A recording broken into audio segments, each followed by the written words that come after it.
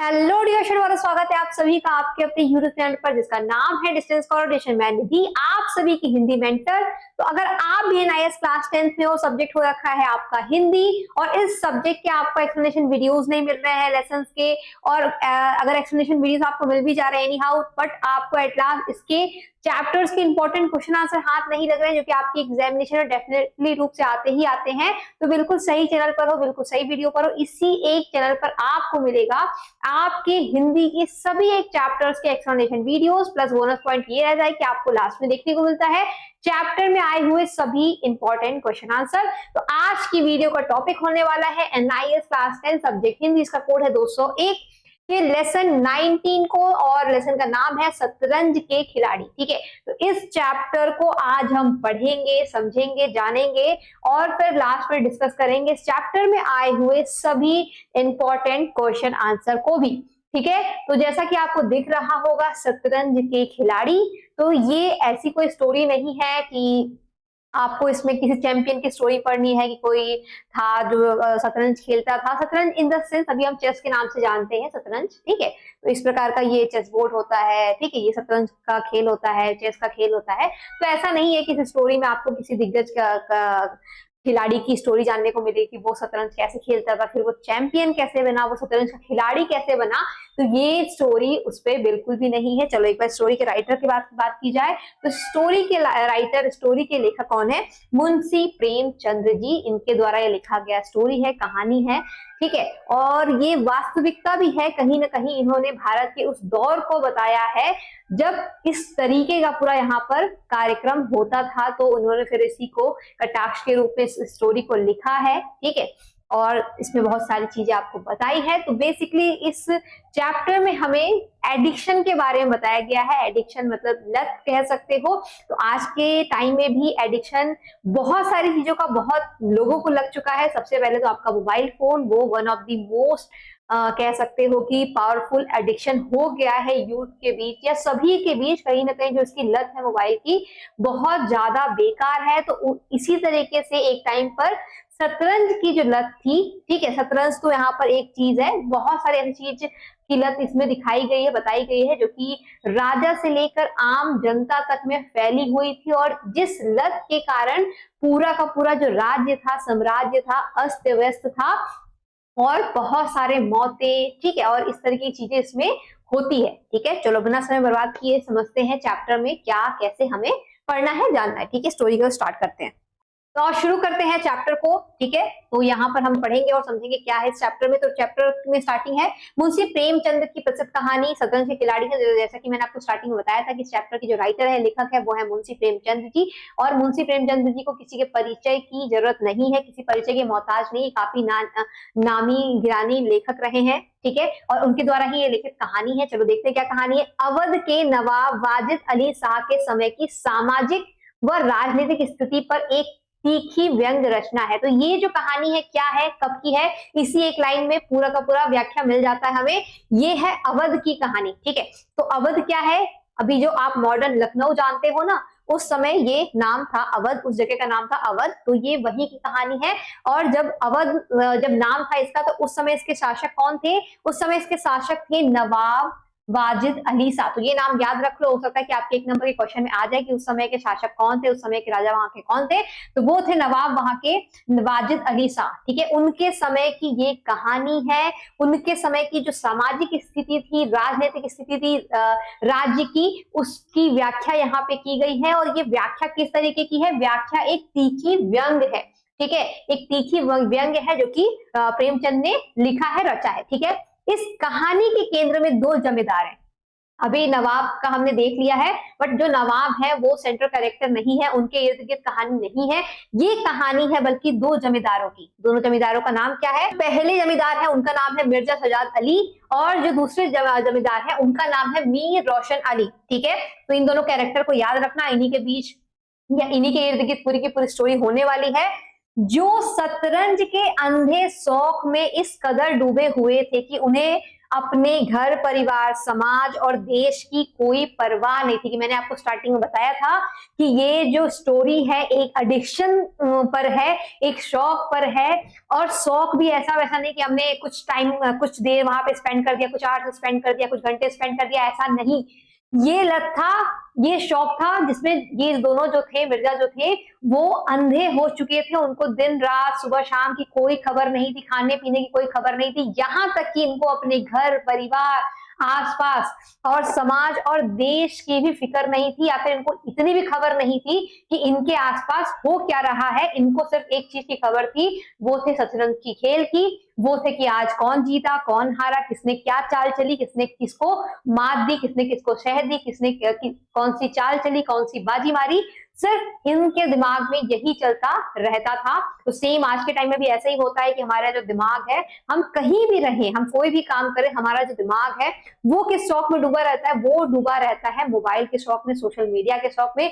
कि हम अगर पढ़ाई भी कर रहे हैं, हम अपना कोई पर्सनल काम भी कर रहे हैं, तो हमें दिमाग में यही चलता रहता है, हमारे दिमाग में, कि किसने कौन सी पोस्ट डाली, किसने कौन सी स्टोरी डाली, किसने क्या पोस्ट किया, उसकी सोशल लाइफ में क्या हो रहा है। तो बस हमारे दिमाग में भी आज के टाइम में भी यही चलता है। तो उस दौर का जो सोशल मीडिया था, इनके लिए वो था शतरंज। ठीक है, तो अभी आप, मैंने छोटा सा जस्ट एग्जांपल क्यों दिया यहाँ पे, मैंने यहाँ पे वो कंपैरिजन क्यों किया कि अभी आप समझ सकते हो कि जिस तरीके से अगर हमारे हाथ से मोबाइल कुछ घंटों के लिए अलग हो जाता है, हम उसको नहीं देख पाते, तो हमारे अंदर जिस तरीके से बेचैनी होने लगती है, हमें मोबाइल को स्क्रॉल करने की जिस तरीके से तलब लगती है, ठीक उसी तलब को ये दोनों उस समय शतरंज के लिए फील करते थे। तो इसी वजह से मैंने एग्जाम्पल दिया ताकि आप बिल्कुल कहानी को कोरिलेट कर पाओ, क्योंकि अभी आपके लिए बिल्कुल अजनबी सी बात होगी, नई बात होगी कि शतरंज के लिए कोई कैसे शौकीन हो सकता है। तो अभी आप जरा बस सोचो और वो फील करो कि जिस तरीके से आप मोबाइल के लिए इतने एडिक्टेड रहते हो अभी, ठीक उसी प्रकार जो ये थे शतरंज के लिए एडिक्टेड थे। ठीक है, कि कोई भी कोना पकड़ लिया, शतरंज ले गए, वहां बिछाया और खेलने लगे। जिस तरीके से आप कोई भी कोना पकड़ लिया, मोबाइल खोला और चलाने लगते हो ना, ठीक उसी तरीके से। ठीक है, तो अभी आप अच्छे तरीके से समझ पाओगे जो कि मैंने एग्जाम्पल आपको यहाँ पे दिया है। ठीक है, कहानी दिखाती है कि कैसे व्यक्तिगत विलासिता और जिम्मेदारी से भागने की प्रवृत्ति पूरे समाज और शासन पर भारी पड़ती है। ठीक है, चूंकि ये क्या है, ये व्यंग है। ठीक है, और यहाँ पर जो शौक है, शतरंज का शौक है, एडिक्शन जो है वो शतरंज का एडिक्शन है। और जो दोनों आपके जो दोनों जमींदार थे, उनको समाज से, देश से, दुनिया से, परिवार से कोई मतलब नहीं था। तो ये यहाँ पर कह रहा है कि अगर कोई व्यक्ति अपने जिम्मेदारी से भागता है, ठीक है, क्योंकि वो अगर जमींदार थे तो उनकी कुछ जिम्मेदारियां भी थी अपने लिए, परिवार के लिए, समाज के लिए, नवाब के लिए, देश के लिए, तमाम जनता के लिए, वो कहीं ना कहीं किसी ना किसी तरीके से रिस्पॉन्सिबल थे। उनको कोई कार्यभार वहां पे संभालना था, उनको कोई कार्य करना था, लेकिन वो दोनों जो थे उन सब चीजों से बस भागते रहते थे और अपनी विलासिता में चूर रहते थे, नशे में चूर रहते थे, शतरंज के नशे में, शतरंज के खेल में डूबे रहते थे, चूर रहते थे। तो यही बता रहा है कि अगर कोई व्यक्ति ऐसा करता है, विलासिता में चूर रहता है, मशगूल रहता है और अपनी जिम्मेदारियों से भागता रहता है, जी चुराता रहता है, काम को अनदेखा करता है, काम को टालता रहता है, तो ये जो चीज है, ये जो लत है, केवल उनके लिए ही नहीं बुरी है, बल्कि पूरे समाज के लिए कहीं ना कहीं दिक्कत में ये चीज हो जाती है। और जो शासन पूरी व्यवस्था है, ठीक है, उस पे भी भारी पड़ती है किसी एक व्यक्ति की इस तरीके से लत। ठीक है, जैसे कि अगर मैं छोटा सा आपको एग्जांपल दे दूं मोबाइल का ही, कि अगर आप दिन भर मोबाइल चलाते हो, ठीक है, तो अगर आपके घर में कोई छोटा भाई है, आपका कोई छोटी बहन है, कोई आस पड़ोस के लोग हैं जो आपसे इन्फ्लुएंस रहते हैं, आपसे प्रभावित रहते हैं, आपको देखते हैं, आपके साथ टाइम स्पेंड करते हैं, तो फिर वो भी क्या करेंगे, वो भी फिर मोबाइल की ओर भागेंगे, क्योंकि वो आपको देख रहे हैं कि आप दिन भर उसमें लगे हुए हो, आप हंस रहे हो, आप गेम्स खेल रहे हो, आप रीले बना रहे हो, आप चीजें स्क्रॉल कर रहे हो, तमाम चीजें जो कर रहे हो, तो फिर उससे बगल के लोग भी, आपके आसपास के लोग भी, या फिर आपके जो भाई बहन के हैं, वो भी इन्फ्लुएंस होंगे और वो भी उसी तरीके से फिर मोबाइल में ही टाइम स्पेंड करेंगे। और सोचो कि फिर ये चीजें कितनी ज्यादा खतरनाक हो जाएंगी, या फिर कितनी ज्यादा इसका जो परिणाम है वो कितना ज्यादा बेकार हो जाएगा। ठीक है, तो ठीक इसी तरीके से उस समय भी हो रहा था कि जो दोनों दिग्गज थे, जो दोनों जमींदार थे, वो अपनी जिम्मेदारियों से भाग रहे थे, समाज से भाग रहे थे, तमाम चीजों से भाग रहे थे, और फिर उसका दुष्परिणाम ये हुआ, उसका रिजल्ट, उसका आउटपुट ये निकला कि जो उनकी पूरी शासन व्यवस्था थी, पूरा जो राज्य था, पूरा जो समाज था, या नवाब जो थे, उन पे ये चीज उल्टी पड़ गई, भारी पड़ गई। कैसे, वो आपको स्टोरी में आगे देखने को मिलेगा। ठीक है, अब यहाँ पर क्या है, लखनऊ का विलासी जीवन। ठीक है। अभी ये एक टर्म और आ सकता था इसमें, अवध, ठीक है। अगर अवध कोई बोलेगा तो कंफ्यूज मत होना, मैं बार बार समझा रही हूँ कि उस समय जो लखनऊ था वो अवध हुआ करता था, फिर बाद में उसका नाम चेंज होकर के लखनऊ हो गया। तो उस समय जब ये नवाब जब वहां पे शासन किया करते थे तो उस समय का लखनऊ का दौर कैसा था, उस समय लोगों का जीवन कैसा था, तो यहाँ पर बताया जा रहा है कि जो लखनऊ का जीवन उस समय हुआ करता था बहुत ही विलासितापूर्ण हुआ करता था। जितने तमाम लोग थे वो भोग विलास में बस डूबे रहते थे। कैसे? वाजिद अली शाह का समय लखनऊ में रंगरलियों, शानो शौकत और विलासिता का समय था, ठीक है। तो इस तरीके का वो दौर हुआ करता था, वाजिद अली शाह का दौर, ठीक है। धनी और गरीब दोनों एक ही तरह के लोग नाच गान, ताश, शतरंज, अफीम और अन्य मनोरंजक के साधनों में बुरी तरह डूबे थे। अब एक और चीज है, आपको ये लगेगा कि जो शतरंज का शौक है, ताश का शौक है, नाचने गाने का शौक है, या यहाँ तक कि देखो नशे की बात की गई है, अफीम वगैरह की बात की गई है, जो कि नशा होता है एक तरीके का। तो जो ये नशे की चीजें हैं, जो ये बुरी लतें हैं, केवल एक अमीर वर्ग को ही नहीं उस समय परेशान कर रहा था, या वही केवल इसे नहीं शोषित थे, या वही केवल इसका यूज नहीं कर रहे थे, गरीब भी, ठीक है। मतलब चाहे अमीर हो चाहे गरीब, हर एक जो मनुष्य है, व्यक्ति है, इस समय का या के समय का, वाजिद अली शाह के समय का, वो सब के सब भोग विलास में डूबे रहते थे, नशे में डूबे रहते थे, नाच गाने में मशगूल रहते थे और अपने जिम्मेदारियों से भागते रहते थे और सिर्फ एंजॉय करते रहते थे, लाइफ को जीते रहते थे, ठीक है। चलो आगे देखते हैं। सरकारी कामकाज हो, साहित्य, कला या व्यापार, हर क्षेत्र में लापरवाही और मौज मस्ती का बोलबाला था, ठीक है। अब जब सोचो कि अमीर या गरीब, सबको लत लगी हुई है, जो राज्य है सबको वहां पर लत लगी हुई है, सबके सब नशेबाजी में धुत है, सबके सब शतरंज में धुत है, या फिर सबके सब किसी भी तरीके की चीजें में इन्वॉल्व है, तो वहां का जो काम काज है, वहां का जो तौर तरीका है, जो रहन सहन है, जो तमाम जिम्मेदारियां है, रिस्पॉन्सिबिलिटी है, ठीक है, वो कैसा रहेगा? उसमें कोई तो अच्छी बात रहेगी नहीं, सब लापरवाही होगी, सब कल पे काम टालेंगे, कोई कुछ वहां पे करेगा ही नहीं। तो ठीक उसी तरीके से वहां भी हो रहा था, चाहे साहित्य का क्षेत्र हो, ठीक है, चाहे कला का क्षेत्र हो, चाहे व्यापार का क्षेत्र हो, चाहे कोई सरकारी कामकाज का क्षेत्र हो, चाहे राज्य का कोई कार्य हो, चाहे राज्य दरबार का कोई कार्य हो, हर काम में लापरवाही मची हुई थी और लोग बस अपनी मस्ती में, अपने मौज में लगे रहते थे बिना किसी चीज की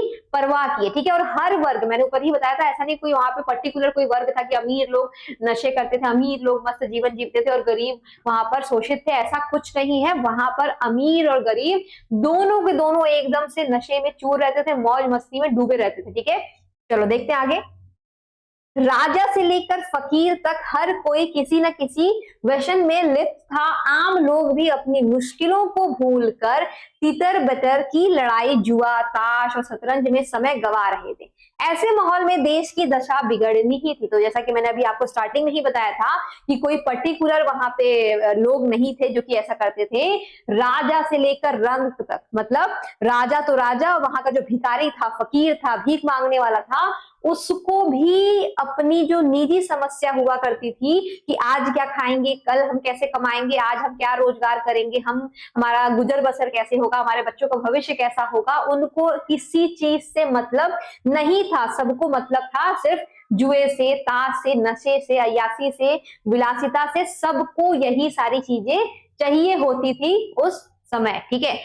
मतलब अगर कोई भिखारी है, अगर आप उसको पैसे भी दे रहे हो तो वो पैसे से खाना ना खा करके क्या खाएगा, नशे का सामान खाएगा और लाइफ को मस्ती से जिएगा। सबका वही हाल था उस राज्य में। अब सोचो कि अगर पूरे राज्य का यही हाल है, वहां के एक लोग का यही हाल है, तो जो देश है, जो राज्य है, उसकी स्थिति सही तो नहीं होगी। कभी ना कभी जो सरकार है उसकी, जो नवाब अली शाह है उनकी जो सरकार है, शासनकाल है, डह ही जाएगा, ठीक है। उसको तो टूटना, बिगड़ना, ढहना तय ही है और ऐसा होता भी है आगे, ठीक है।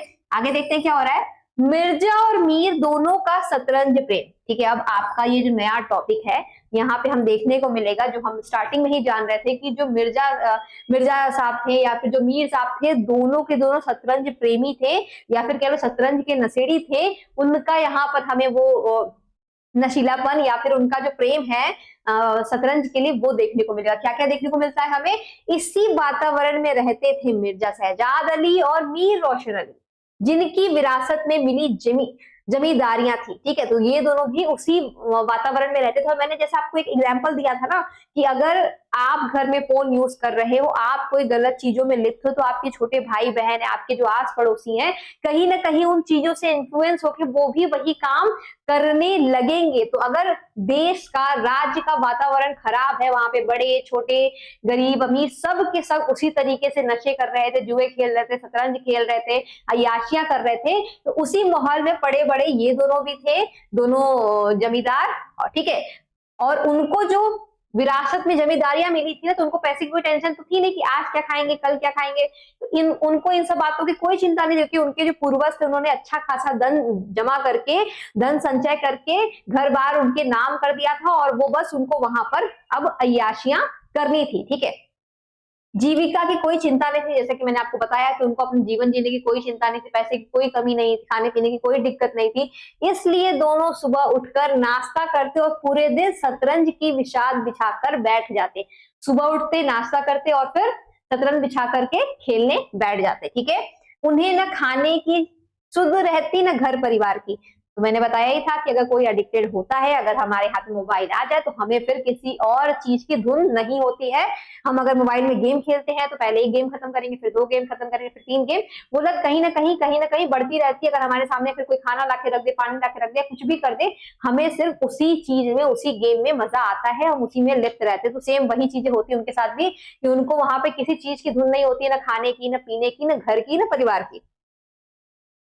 बाहर कुछ हो रहा है, समाज में क्या बदल रहा है, उसे वे कोई महत्व नहीं देते, ठीक है। राज्य में क्या हो रहा है, किसने किस पे हमला कर दिया, क्या राजनीतिक चीजें वहां पे हो रही हैं, क्या बदल रहा है, व्यापार में क्या चल रहा है, उनको इन सब चीजों से कोई लेना देना नहीं था, कोई मतलब नहीं था। उनके दिन शतरंज, हुक्का, गिलौरी और आराम में ही गुजरते थे। इस तरीके से उनके दिन के शुरुआत और अंत होती थी। अब नेक्स्ट जो आपका शीर्षक है, नेक्स्ट टॉपिक है घर वालों की परेशानियां। अगर कोई व्यक्ति ऐसा है जो कि पूरे दिन नशे में लिप्त है, अपने धुन में खोया रहता है, मौज मस्ती में लगा रहता है, तो ऑब्वियस सी बात है उसको तो फर्क नहीं पड़ेगा इससे, लेकिन जो उनके घर परिवार के लोग हैं वो जरूर इस चीज से तंग आ जाएंगे, और वो इन सब चीजों से फिर पीछा छुड़ाना चाहेंगे उनका। तो कुछ परेशानी ऐसी इनके सामने भी थी, इन घर वालों के सामने भी थी, तो उनको देखते हैं क्या परेशानी उन्होंने झेली और क्या किया फिर।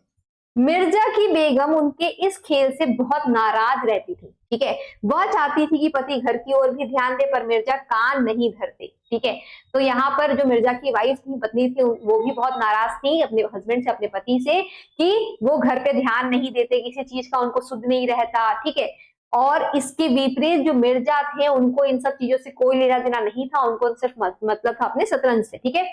अक्सर नौकर चाकर, पड़ोसी और यहाँ तक कि बेगम भी कहती थी कि शतरंज एक मनहूस खेल है जो आदमी को निकम्मा बना देता है, ठीक है। तो केवल शतरंज ही नहीं, ठीक है, अभी तो आप जानते हो कि शतरंज कितना महान खेल है, अभी कितने हमारे देश से ही चैंपियन हुए हैं, वर्ल्ड चैंपियन हुए हैं, ठीक है, उन्होंने कई कई घंटे प्रैक्टिस की है।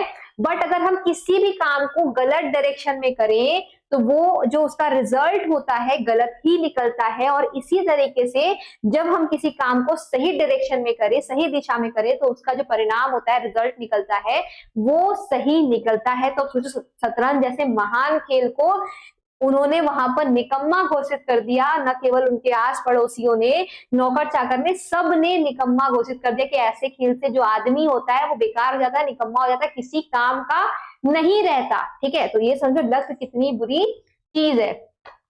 बेगम को मीर साहब से खास चिढ़ थी, उन्हें लगता था कि शतरंज की लत लगाने में वही मुख्य जिम्मेदार है, ठीक है। अभी 2 दोस्त थे, ठीक है, दोनों आपस शतरंज खेला करते थे। तो जो मिर्जा की वाइफ थी, उनको लगता था कि जो शतरंज की लत है मिर्जा जी को, वो मीर साहब ने लगवाई है, तो वो उनसे कुछ खास चिढ़ा कर दिया। ऐसा आपके घर में भी होता है कि अगर आपका कोई फ्रेंड है, वो कहीं कुछ काम कर रहा है, कोई गलत काम उससे होता है, तो अक्सर आपकी जो फैमिली होती है वो आपको उससे दूर रहने को कहती है। उनको लगता है कहीं इसके चक्कर में हमारा बच्चा, हमारा बेटा बिगड़ ना जाए, तो हमेशा वो आपको दूर रहने की नसीहत देती है, सलाह देती है अपने उस दोस्त से, ठीक है। तो वैसे ही यहाँ पर जो बेगम थी, उनको भी ऐसा लगता था कि जो मीर साहब है उन्होंने ही बिगाड़ा है उनके हस्बैंड को इस शतरंज के खेल में लगा करके, ठीक है। तो ऑब्वियसली घर वाले कभी भी अपने बच्चों का गलती नहीं निकालते, अपने घर वालों का गलती नहीं निकालते। उनको तो लगता है जो सामने वाला ही बंदा है वही बेकार है, गलती सारी उसकी ही है, ठीक है। लेकिन अगर कोई खेल खेल रहा है, उसमें दो लोग शामिल है, कोई गलती हो रही है, कोई काम हो रहा है,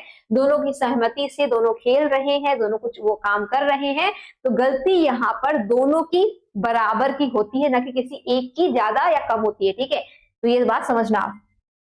एक दिन बेगम के सिर में तेज दर्द था। उन्होंने मिर्जा को हकीम के यहाँ भेजने के लिए बुलाया, मगर वो दो चाल में मीर को मात देने के चक्कर में उठना ही नहीं चाहते थे। और ऐसा होता है ना कि अगर आप कोई गेम खेलते हो, कोई वेब सीरीज देखते हो, कोई मूवी देखते हो, ठीक है, तो उसमें गेम में क्या होता है, अक्सर ऐसा होता है कि बस अभी एक और स्टेप, बस एक और स्टेप, बस एक और लेवल कर ले हम, तो हम ये गेम जीत जाएंगे, ठीक है। या फिर वेब सीरीज में भी होता है ना, बस एक एपिसोड हो जाएगा हमारा काम। तो वैसे ही वहां पर भी हो रहा था कि जो आपकी मिर्जा की जो बेगम थी, एक बार उनके सर में तेज दर्द होता है, तो वो मिर्जा साहब से कहती है कि जाइए हकीम को, यानी कि डॉक्टर को, वेद को बुला लाइए। लेकिन जो आपके मिर्जा साहब थे, उनको लगता है कि बस दो ही चाल मुझे करनी है, ये जो मीर साहब है ये हार जाएंगे, फिर मैं चला जाऊंगा। तो उनके दिमाग में बस दो चाल की ही होड़ थी कि बस दो चाल में ही ये गेम खत्म करके मैं इनको मार दूं। तो मतलब उनके दिमाग में सिर्फ ये था कि मैं जीतूं और ये गेम बस चलता रहे, ठीक है। आगे देखते हैं। और ऑब्वियस सी बात है, अगर कोई ऐसा बिहेवियर करता है तो उसके घर वाले तो इस चीज से परेशान होंगे ही होंगे, ठीक है। ये चीज यहाँ पर जो शीर्षक था वो बिल्कुल जायज था। बेगम इस पर तिलमिला उठी और गुस्से में आकर दीवान खाने में रखी विशाख को उलट पुलट दिया। मीर साहब अपमान से बचने के लिए भाग निकले, ठीक है। और जब जो मिर्जा जी थे वो बेगम साहब के बुलाने पे भी नहीं आते हैं, उनके जो सर में दर्द होता है ये बात सुनकर भी जब वो नहीं आते हैं, तो इस बात पर जो बेगम थी बिल्कुल तिलमिला उठती हैं, झल्ला उठती, गुस्सा उठती है, और वो जाकर के दीवान खाने में जो आपका शतरंज बिछा हुआ था उसको जाकर के वो उलट पुलट देती है, मतलब मोहरे उठा करके सारे इधर उधर फेंक देती है, चेस बोर्ड फेंक देती है, ऐसा वो करती हैं। और इस पर जो मीर साहब थे, ठीक है, मीर साहब को वहां पर थोड़ा डर लगा और वो वहां से भाग खड़े हुए कि कहीं आज बेगम मेरी भी खबर ना ले ले, मेरी भी बैंड ना बजा दे, ये सोचकर वो वहां से भाग खड़े हुए, ठीक है। अब आगे देखते हैं क्या हो रहा है। अब क्या हुआ, ऊपर एक चीज हमें समझ में आई कि जो मीर और मिर्जा का जो गेम चल रहा था, जो शतरंज का खेल चल रहा था, वो घर में हो रहा था, अभी तक मिर्जा साहब के घर में हो रहा था। लेकिन मिर्जा साहब की जो वाइफ थी, जो बेगम थी, जो बीवी थी, उन्होंने वहां पर बड़ा तांडव किया था। और वहां पर जिस तरीके का उन्होंने यहाँ पर हरकत किया था कि चेस बोर्ड को उठा करके फेंक दिया और मीर साहब डर के वहां से भाग निकले, तो अब ये बात दोनों को समझ में आ चुकी थी कि घर पे खेलना पॉसिबल नहीं हो पाएगा, घर पे खेलना संभव नहीं हो पाएगा, वरना जो मेरी बेगम है वो फिर से आएगी और सारा उठा करके सामान फेंक देगी और बहुत बड़ा वहां पे फिर बवाल हो सकता है। तो इस वजह से दोनों फिर नया अड्डा खोजते हैं, अड्डा मतलब नई जगह खोजते हैं जहां पर वो इत्मीनान से बैठ करके इस चेस के गेम को, इस शतरंज के खेल को खेल सके और उनको परेशान करने वाला वहां पर कोई भी ना आ सके, ठीक है। तो वहां पर फिर क्या होता है, मीर साहब का घर, ठीक है। तो जो नया अड्डा होता, अभी तक जो गेम था, जो खेल था, वो मिर्जा साहब के घर पे चल रहा था, लेकिन अब उनकी बेबी ने जब डिस्टर्ब कर दिया तो अब ये गेम मीर साहब के घर पर होने लगा। क्या होता देखते हैं। अब मिर्जा और मीर ने सोचा कि मिर्जा के घर पर शतरंज नहीं खेल सकते, इसलिए मीर के घर जमाव होने लगा, ठीक है। मैंने आपको समझाई दिया था। कुछ ही दिनों में फिर वही दिनचर्या शुरू हो गई, दोनों सुबह से शाम तक शतरंज में खोए रहते। कभी कभी खेल के दौरान मनमुटाव भी हो जाता, पर दोनों की दोस्ती इतनी गहरी थी कि अगले दिन फिर एक साथ बैठ जाते।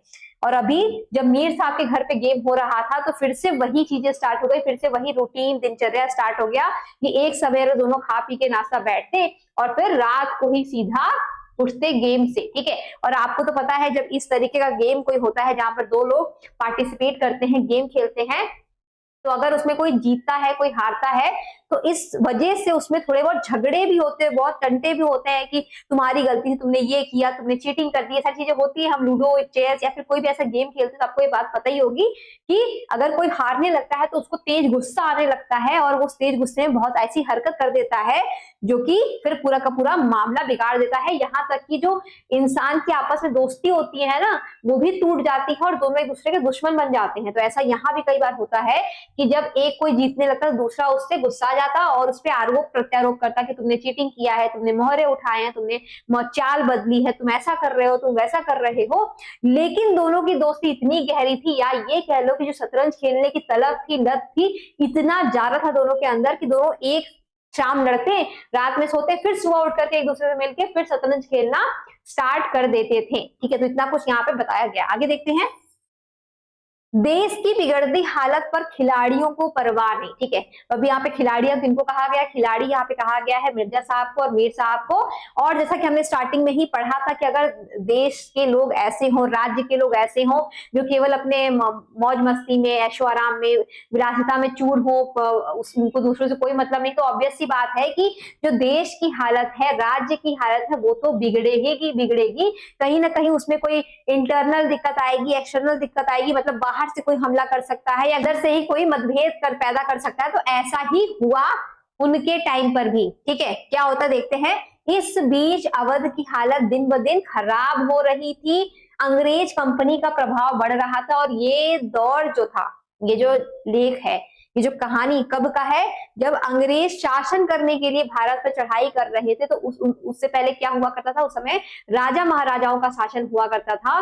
पर जो अंग्रेज थे उन्होंने बहुत दिमाग लगा करके, बहुत षड्यंत्र रच करके जगह जगह पे राजा महाराजाओं की लड़ाई लगवाई, हमला किया, फिर बहुत नए नए नियम लाए। ठीक है, तो वैसे ही नियम कानून कह सकते हो, साम दान दंड भेद लगाया जा रहा था अवध के लिए भी। किसके द्वारा? अंग्रेजों के द्वारा, ताकि इस अवध राज्य पर भी, इस अवध जगह पर भी वो कब्जा बना सके अपना। और जब इस देश के, इस राज्य के लोग ही ऐसे निकम्मे होंगे तो वो तो आसानी से सफल हो जाएंगे इस जगह को कब्जा करने के लिए। ऐसा होता भी है।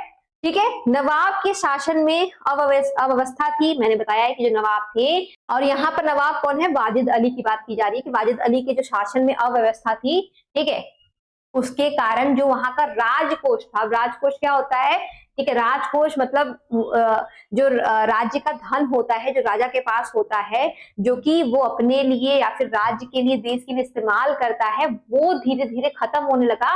क्योंकि जो राजकोष था वो गलत चीजों के लिए इस्तेमाल हो रहा था और उसमें कोई नया पैसा नहीं ऐड हो रहा था। क्योंकि जब राजा महाराजा थे वो क्या करते थे, अपनी जो शासन थी उसको बड़े अच्छे तरीके से चलाते थे और वो कर लिया करते थे, कर इन द सेंस टैक्स लिया करते थे लोगों से, ताकि उनका जो राजकोष है वो भर सके और वो अपने राज्य को आसानी से चला सके। और जब भी कहीं पर युद्ध हो, जब भी कोई इस तरीके का अटैक हो, कभी भी कोई राज्य में कोई दिक्कत आए, बाढ़ आए, सुनामी आए, इस तरह की कोई भी चीजें आए राज्य में, तो ये पैसे को वो इस्तेमाल कर सके आम जनता के लिए, अपने लिए, और देश को, राज्य को, खुद को बचा सके। लेकिन नवाब साहब के टाइम पे क्या था, सब कुछ अव्यवस्थित था। लोग कर नहीं देते थे या फिर कर मांगने का कोई नियम ही नहीं था। न ढंग से खेती होती थी, न ढंग से लोग खाते थे, पीते थे, कोई कुछ नहीं करता था। तो इस वजह से जो राजकोष था वो पूरे तरीके से खाली हो गया था राजा के ऐशो आराम से। ठीक है, और इस पर क्या होता है, अंग्रेजों की चेतावनियों का कोई असर न होता था। और जो अंग्रेज थे उनको कई बार चेतावनियां देते थे कि अपने राज्य को संभालो वरना हम इस पे कब्जा कर देंगे। ये वो तमाम जो चेतावनियां थी वो अंग्रेज उनको देते रहते थे, और इस पर भी किसी को कोई फर्क नहीं पड़ता था। उनको लगता था कि ये तो केवल कह रहे हैं, कुछ करेंगे थोड़ी। फिर भी वो अपने दिन में लगे रहते थे, अपनी मौज मस्ती में लगे रहते थे। ठीक है, और इधर जो नवाब थे उनको तो इस चीज से कोई मतलब था ही नहीं, और इधर जो मिर्जा और मीर थे, जो दोनों खिलाड़ी जो शतरंज में बिजी थे, उनको भी इन सब चीजों से कोई मतलब नहीं था। ठीक है, आगे देखते हैं। अब आगे है फौज की तलबी और दोनों की चालाकी। ठीक है, अब देखते हैं क्या हो रहा है इसमें। एक दिन नवाबी फौज का एक अफसर मीर को बुलाने आया।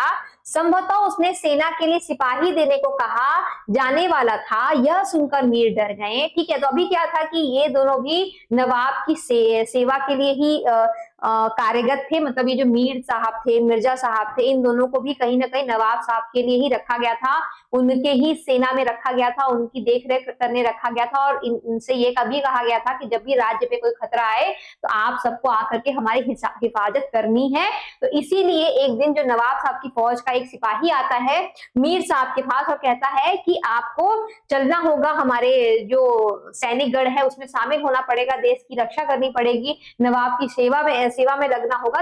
क्योंकि अंग्रेजी हुकूमत है, जो अंग्रेजी सरकार है वो आकर के हम पे कब्जा करना चाहती है, हम पर अटैक करना चाहती है, तमाम चीजें वो बताती है।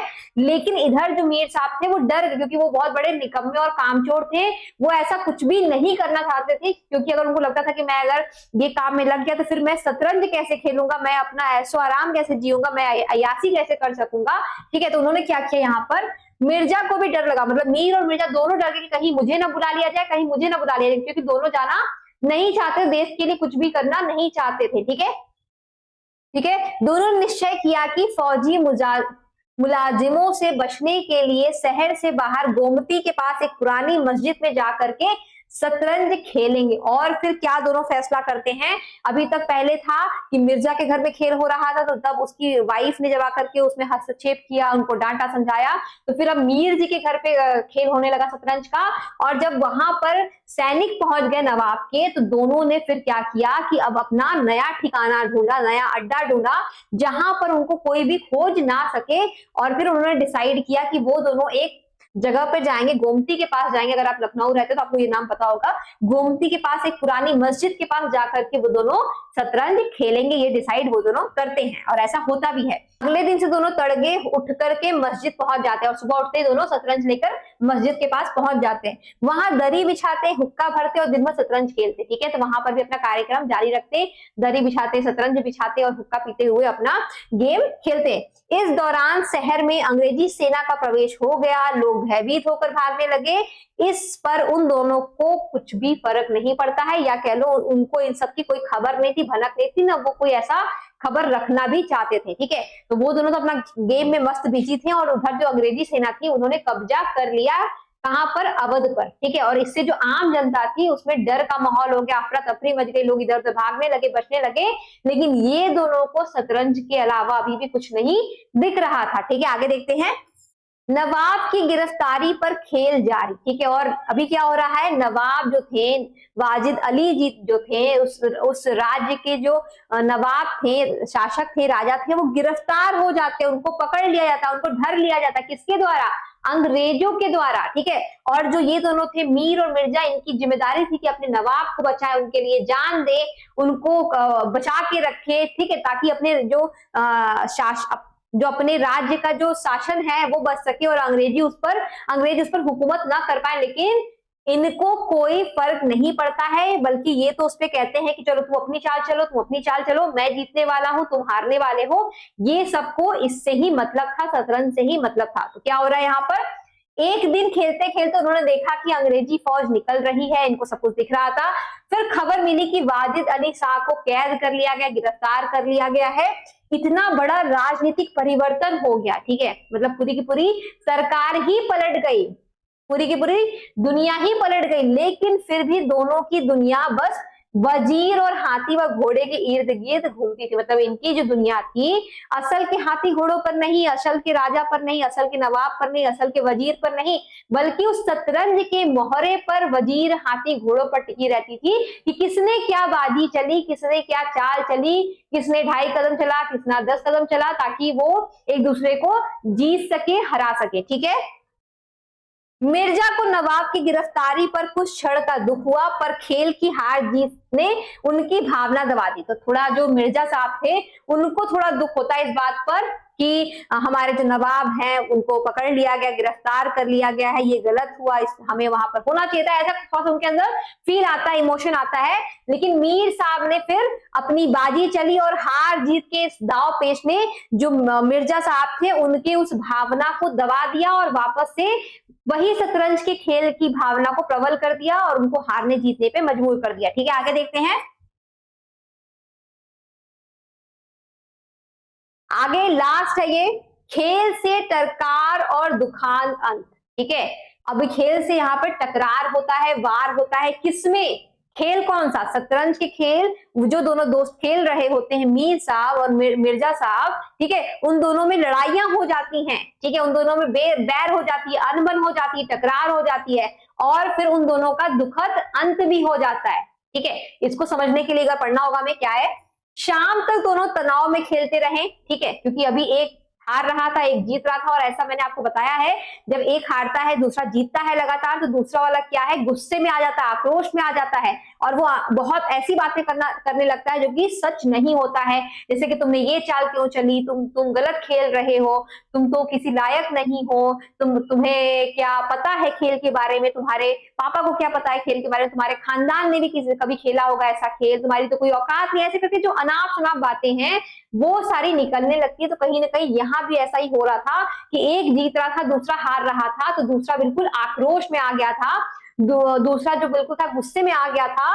कई बाजियां मिर्जा हार चुके थे, ठीक है। तो मिर्जा जो साहब थे कई बाजियां हार चुके थे, मीर साहब थे, और वो अंदर ही अंदर पूरे तरीके से भड़क चुके थे, उनके अंदर पूरी की पूरी ज्वालामुखी फूट पड़ी थी, ठीक है, जिससे उनका गुस्सा बढ़ता जा रहा था। इधर मीर चुटकियां ले लेके उन्हें और चिढ़ाते, और ऐसा होता है ना कि जब कोई जीतता है तो वो तो अपनी खुशी जाहिर करता है, ठीक है, गजलें गाता है, गीत गाता है, उसका मजाक उड़ाता है, अरे तुम्हें तो कुछ नहीं आता, तुम तो इतना ही जानते हो, मैं तो इस खेल का बादशाह हूँ, मुझे सब कुछ पता है, मैं तो जीतने के लिए पैदा हुआ, जो जीता वही सिकंदर, ऐसे ऐसे करके चुटकियां लेते हैं आज भी जब लोग ऐसा कुछ जीतते हारते हैं। तो ऐसा ही उस समय भी हो रहा था कि जो मिर्जा थे वो लगातार हार रहे थे, और जो मीर थे वो जीत रहे थे, और जीतने के साथ ही वो मजाक भी उड़ा रहे थे मिर्जा का, ठीक है। आखिरकार एक चाल को लेकर विवाद बढ़ गया, और जब एक चाल ऐसी चली मीर साहब ने कि वहां पर विवाद हो गया, लड़ाइयां हो गई दोनों के बीच में। फिर क्या होता है, मिर्जा का आरोप था कि मीर ने मोहरा गलत घर में रखा है। मीर कहते थे कि उन्होंने हाथ से मोहरा छोड़ा ही नहीं, ठीक है। और मैंने बताया था जब लोग हारने लगते हैं तमाम बातें बनाने लगते हैं, वैसे यहाँ पर एक बात मिर्जा ने बनाई। धीरे धीरे मामला व्यक्तिगत छिटाकसी तक पहुंच गया, और फिर मैंने क्या कहा था ना, पर्सनल हो गई चीजें, ठीक है। मतलब लोग एक दूसरे के घर परिवार, एक दूसरे के वीरता और बहुत ऐसे निजी चीज पे बात करने लगे जो कि उस खेल से कोई भी रिलेटेड नहीं था, संबंध नहीं रखता है, पर ऐसी बातें वहां पर होने लगी। दोनों एक दूसरे की वंशावली तक पर कहने लगे, और मैंने बताया था ना घर परिवार तक बात पहुंच गई, तो वही होने लगा यहाँ पर।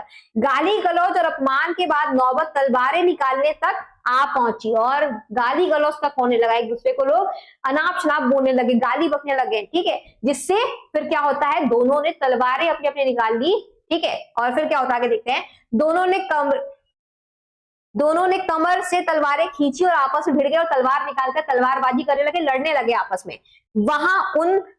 वहां उस सुनसान खंडहर में जहां कभी नवाब की बनाई मस्जिद थी, दोनों दोस्त ने एक दूसरे को घायल कर दिया, और कुछ देर में दोनों ने दम तोड़ दिया, ठीक है। और क्या होता है कि जिस मस्जिद में वो वहां पे खेल रहे थे, वो मस्जिद उसी नवाब अली ने बनाई थी, जो उस समय का शासक था, जो कि गिरफ्तार हो चुका था।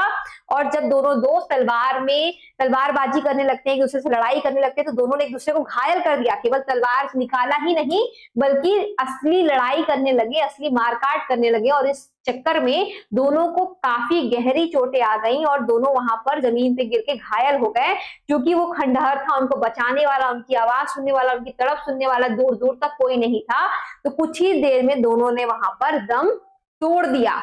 तो जैसा कि स्टार्टिंग में ही कहा गया था कि एक खेल की सनक या किसी भी चीज की सनक, ठीक है, इंसान को किस हद तक ले जाती है, इंसान का क्या अंजाम कर देती है। हंसता खेलता इंसान, हंसता खेलता परिवार, हंसता खेलता समाज, हंसता खेलता राज्य बर्बाद हो जाता है, तबाह हो जाता है। तो ठीक इसी तरीके से इस स्टोरी में भी बताया गया, दिखाया गया कि एक खेल की सनक ने न केवल दो दोस्तों को, दो परिवारों को, बल्कि समूचे राज्य को, समूचे देश को ही अस्त व्यस्त कर दिया, तबाही ला दी, ठीक है, भूचाल मचा दिया, ठीक है। आगे क्या है कहानी का मार्मिक अंत, एक बार ये देख लेते हैं। अंधेरा छा चुका था, विषाद उसी तरह बिछी रही, शतरंज के बादशाह मानो उन दोनों सैनिकों के लिए रो रहे थे जिन्होंने अपने असली बादशाह की रक्षा तो कभी नहीं की, पर शतरंज के एक वजीर की खातिर अपनी अपनी जान दे दी। अभी यहाँ पर क्या है, ठीक है, यहाँ पर कह रहा है, यहाँ पर मुंशी प्रेमचंद कहना चाह रहे हैं, समझाना चाह रहे हैं कि खंडहर में पूरा अंधेरा छा चुका था, शाम हो चुकी थी, रात हो चुकी थी, और विषाद उसी तरह बिछी रह गई। मतलब जो शतरंज था, जो चेस बोर्ड था, वो वैसे ही वहां पे बिछा रह गया, उसपे जो मोहरे थे सब वैसे के वैसे ही थे, और शतरंज के दोनों बादशाह थे, क्योंकि चेस बोर्ड में दो राजा होते, दो बादशाह होते, दोनों टीम से एक एक, दोनों मानो रो रहे थे अपने अपने खिलाड़ियों के लिए, क्योंकि दोनों वहां पर जमीन में धराशायी थे, दोनों की मृत्यु हो चुकी थी, तो दोनों जो बादशाह थे वहां पे रो रहे थे। और ये भी कह रहे हैं फिर यहाँ पर कि जो दोनों जो दोस्त थे, दोनों जो सैनिक थे, उन्होंने कभी अपने असली राजा की, वाजिद अली की कभी रक्षा नहीं की, उनको अंग्रेजों के नाम कर दिया, अंग्रेज उनको पकड़ के ले गए, लेकिन ये कभी मैदान में नहीं उतरे, कभी जंगे मैदान में नहीं उतरे, कभी जंग के लिए नहीं गए, लेकिन यहाँ पर केवल इस खेल के वजीर के लिए, ठीक है, जो कि असली होता भी नहीं है, उस वजीर के लिए दोनों ने अपनी अपनी जानें दांव पे लगा दिया, दोनों ने अपनी अपनी जानें गवा दी, ठीक है। यह न केवल दो व्यक्तियों की मृत्यु थी बल्कि पूरे समाज की मानसिक मृत्यु का प्रतीक थी। एक ऐसा समाज जो जिम्मेदारियों से भागता रहा और सत्ता विदेशी हाथों में चली गई। जैसे कि मैंने अभी आपको समझाया ही था कि किसी भी चीज की लत सनक इंसान को किस हद तक लेके जाती है, और ये केवल इंसान की पर्सनल हार नहीं होती, पर्सनल लॉस नहीं होता है, व्यक्तिगत लॉस नहीं होता है, बल्कि पूरे के पूरे समाज की मानसिक हार दिख रही है, मानसिक मृत्यु दिख रही है। ठीक है, और ऐसा समाज जो अपनी जिम्मेदारी से भाग रहा था, ऐसे समाज के लोग जो अपनी जिम्मेदारियों से भाग रहे थे, और इस भागने के चक्कर में, अपनी जिम्मेदारियों से मुंह छुड़ाने के चक्कर में, पीछा छुड़ाने के चक्कर में अपनी सत्ता को वो विदेशी हाथों में दे बैठे। ठीक है, चलो कहानी क्या संदेश देती है एक बार ये देख लेते हैं। कहानी बताती है कि विलासिता, लापरवाही और जिम्मेदारियों से भागना कैसे व्यक्ति और समाज दोनों को पतन की ओर ले जाते हैं। मैं बार बार एक ही चीज आपको एक्सप्लेन कर रही हूँ, बता रही थी, तो स्क्रीनशॉट ले लो। अगर क्वेश्चन आता है कि मुख्य संदेश क्या है इस चैप्टर का, इस पार्ट का, तो आप लिख सकते हो। ठीक है, मिर्जा और मीर व्यक्तिगत बहादुरी तो रखते थे पर मानसिक रूप से कायर हो चुके थे। अभी इसका क्या मतलब है?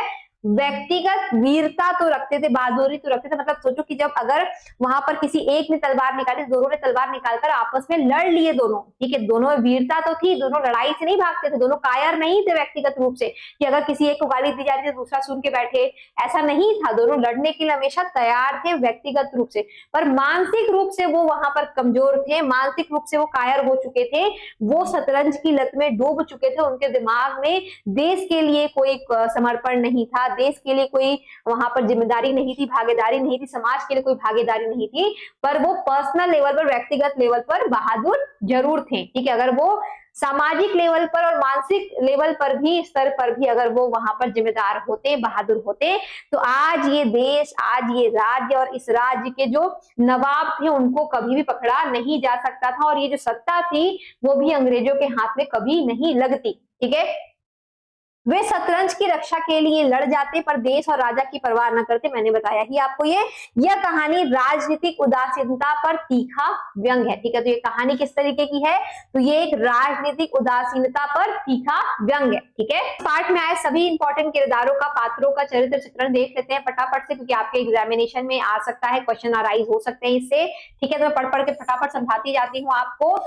कहानी के मुख्य पात्र हैं मिर्जा साहब, ठीक है, और मीर साहब, दो प्रमुख पात्र हैं, मिर्जा और मीर। दोनों के व्यक्तित्व में अनेक समानताएं हैं क्योंकि वे एक ही वर्ग के हैं। ठीक है, तो अगर आप किसी एक के व्यक्तिगत परिचय को समझ जाते हैं, किसी एक के चरित्र के चित्रण को यहाँ पर समझ जाते हैं कि एक बंदा इसमें से कैसा है, मीर साहब कैसे हैं या फिर मिर्जा साहब कैसे हैं, तो दोनों में बहुत सारी समानताएं हैं, दोनों के बारे में आप एक ही बात लिख सकते हैं। ठीक है, देखते हैं पहले किसके बारे में यहाँ पे बताया गया है। प्रेमचंद ने इन दोनों की समान प्रवृत्तियों के आधार पर तत्कालीन वातावरण को भी चित्रित करने का प्रयास किया है। ठीक है, तो इन दोनों व्यक्तियों के आधार पर जो उस समय का वातावरण था, देश का जो वातावरण था, उसको भी कहीं ना कहीं यहाँ पे बताया गया है, समझाया गया है, दिखाया गया है, किसके द्वारा? प्रेमचंद्र जी के द्वारा। ठीक है, वातावरण में जो विलासिता फैली थी उससे ये भी ग्रस्त थे। ठीक है, सभी को पता है जो वातावरण में, पूरा जो समाज में, सोसाइटी में जो विलासिता फैली थी, कहीं ना कहीं ये दोनों भी उसके शिकार ही थे, ग्रस्त ही थे। इनके अतिरिक्त कहानी के अन्य पात्र हैं मिर्जा साहब की बेगम, बादशाही सवारी और नौकरानी हरिया आदि। ठीक है, तो ये सब उतने इंपॉर्टेंट नहीं है, अगर आपके एग्जामिनेशन में आना होगा तो इन्हीं दोनों का चरित्र चित्रण आएगा। सबसे पहले मिर्जा साहब के ही व्यक्तित्व को यहाँ पर हम समझते हैं, वो किस टाइप के इंसान थे, क्या चरित्र का चित्रण है। और अगर आप मिर्जा साहब को थोड़ा बहुत याद कर लेते हैं, जान जाते हैं, तो मीर साहब में भी आप सेम लाइनें ऐड कर सकते हैं। ठीक है, तो स्टार्ट है यहाँ पे। मिर्जा साहब का पूरा नाम मिर्जा साजिद अली था।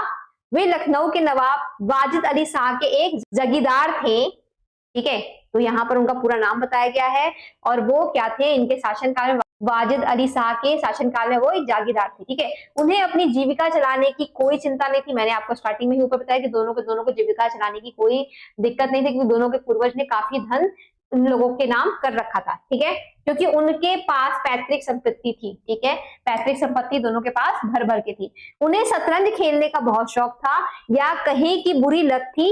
ठीक है, वे बेहद आलसी और कामचोर इंसान थे। दोनों के लिए आप सेम लाइनें लिख सकते हो।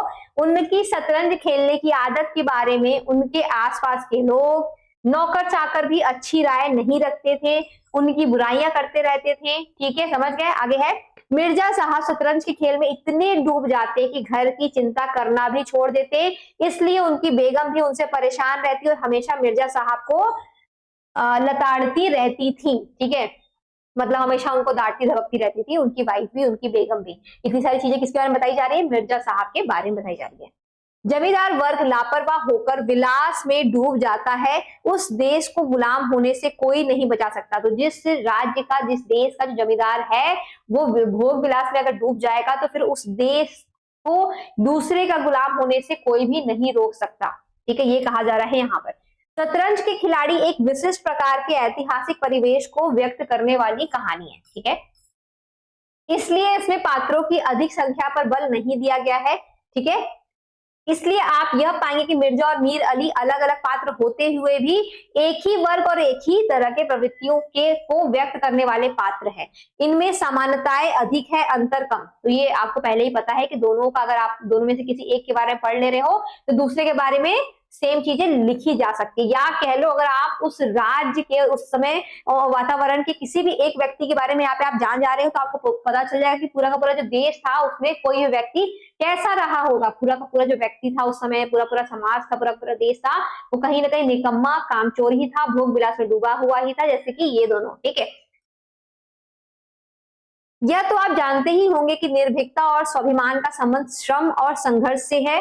मिर्जा और मीर दोनों ही बाप दादाओं को मिली जागीरों पर जिंदा थे। बार बार इसमें एक ही चीज रिपीट हो रही है कि दोनों के पास पैतृक संपत्ति थी, बाप दादाओं से मिली जागीरें थी, धन दौलत था, तो दोनों को श्रम करने की जरूरत नहीं थी, मेहनत करने की जरूरत नहीं थी, वगैरह वगैरह। ठीक है, आजीविका की कोई चिंता नहीं थी, दोनों कामचोर थे, विलासी थे, कायर थे और डरपोक भी थे। ठीक है, डरपोक बन गए थे, इसलिए मिर्जा बेगम से भी डरते थे। ठीक है, और यहाँ पर ऊपर था ना कि जो उनकी बेगम थी उनको डांट टपक दिया करती थी, तो जो मिर्जा साहब थे वो इतने डरपोक हो चुके थे कि अपनी बेगम से भी डरना उन्होंने शुरू कर दिया था, बेगम से भी डरते थे। ठीक है, और बादशाही फौजों से भी, साथ ही अंग्रेजी सेना से, तो वो सबसे डरते थे, वो डरपोक हो चुके थे। ठीक है, और बेगम के सामने मिर्जा झूठ बोलते थे, यह दिखाते थे कि मानो वो स्वयं शतरंज नहीं खेलना चाहते, मीर अली ही उन्हें विवश करते। और यहाँ पर क्या है कि वो इतना डरते थे सबसे, किससे किससे?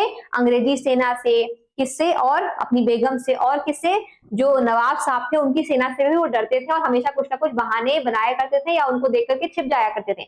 यहाँ तक कि अपनी बेगम से इतना डरते थे कि जब वो उनको समझाती थी, डांटती थी, तो वो कहते कि मुझे स्वयं शतरंज खेलने की कोई लत नहीं है, मैं खुद नहीं खेलना चाहता हूँ, बल्कि ये जो मीर साहब है वो मुझे बुला के ले जाते हैं, वो मुझसे जबरदस्ती खेलने को कहते हैं, क्योंकि वो हमारे बराबर दर्जे के हैं। ठीक है, तो मैं उनको मना नहीं कर पाता हूँ। वो इस तरीके की झूठी बातें भी अपनी बेगम से कहते थे। ठीक है, मिर्जा जिस प्रकार से परिवार की चिंता नहीं करते, उसी प्रकार पूरे लखनऊ की भी चिंता नहीं करते थे। उन्हें इस बात की कोई परवाह नहीं है कि लखनऊ के बादशाह को बंदी बना लिया गया। ठीक है, तो उस व्यक्ति को, उस मिर्जा को न तो अपने परिवार की चिंता थी, न तो अपने देश की चिंता थी, न तो अपने राजा की चिंता थी, उनको किसी बात की कोई चिंता नहीं थी। यहाँ तक कि जब राजा को, नवाब को बंदी बना लिया गया और लखनऊ घुटनों पर आ गया था, तब भी वो शतरंज के खेल में डूबे हुए थे और अपनी अगली चाल के बारे में सोच रहे थे। ठीक है,